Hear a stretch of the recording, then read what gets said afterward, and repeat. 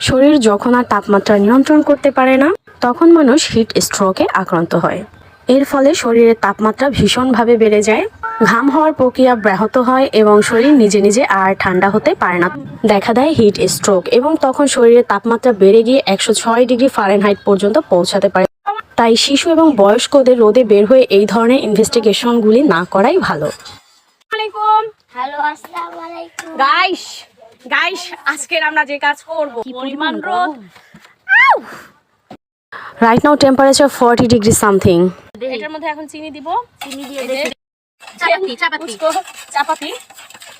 Not only colour अच्छी है, इसको खुशबू बहुत स्ट्रॉन्ग है। बाद में आना, 1 घंटा बाद में आना।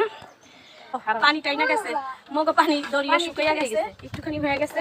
কালার হে, ঠান্ডা কালারফুল হে। ধূপ কি চাকা ফুল রেসিপি আমার ইউটিউব চ্যানেলে রয়েছে।